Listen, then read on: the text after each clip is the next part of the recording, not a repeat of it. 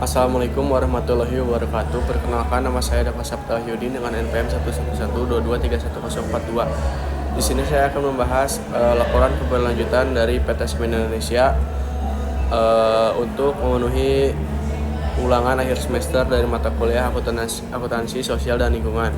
Baik, langsung ke pembahasan yang pertama, analisis aspek ekonomi, sosial, dan lingkungan.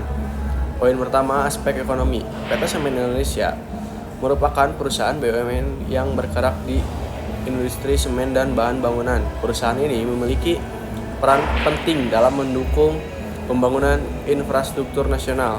Kontribusi ekonomi perusahaan melalui penciptaan lapangan kerja, peningkatan pendapatan daerah, serta dukungan terhadap pertumbuhan sektor konstruksi di Indonesia. Kinerja ekonomi Semen Indonesia menunjukkan keberlanjutan usaha yang relatif stabil, sehingga perusahaan mampu bertahan dan berkembang dalam jangka panjang. Yang kedua, ada aspek sosial. Dari aspek sosial, Semen Indonesia berkomitmen terhadap kesejahteraan karyawan dan masyarakat sekitar wilayah operasional.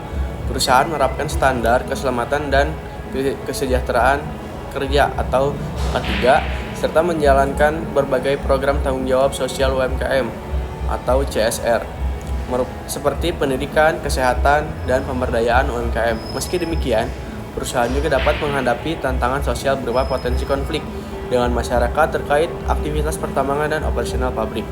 Selanjutnya ada aspek lingkungan. Yang ketiga, industri semen memiliki dampak lingkungan yang signifikan, terutama terkait emisi karbon, penggunaan energi fosil, dan eksploitasi sumber daya alam. Semen Indonesia menyadari hal tersebut dan melakukan berbagai upaya pengelolaan lingkungan, antara lain efisiensi energi, pemanfaatan bahan bakar alternatif, dan pengelolaan limbah serta reklamasi area tambang.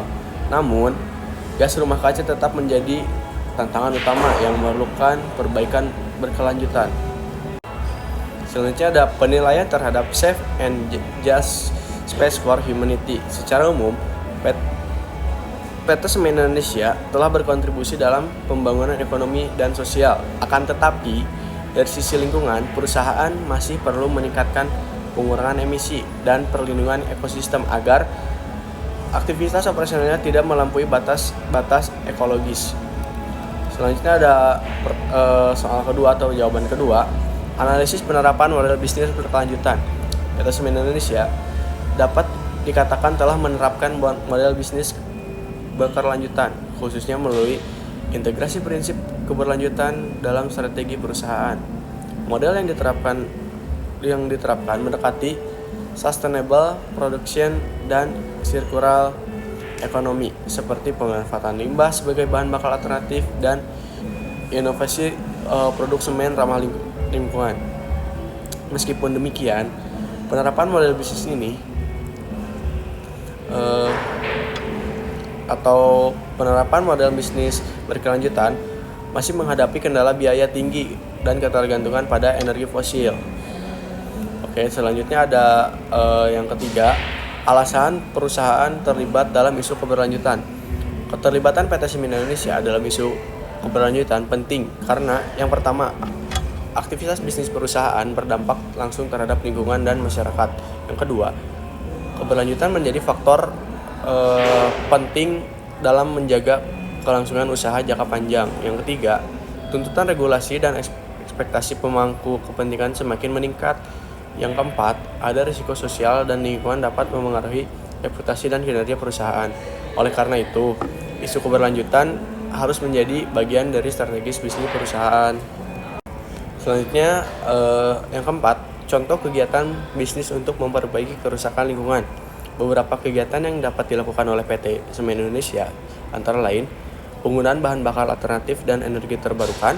Yang kedua, inovasi terbaru semen rendah emisi karbon. Yang ketiga, reklamasi dan rehabilitasi lahan pasca tambang. Keempat, pengelolaan limbah secara terpadu.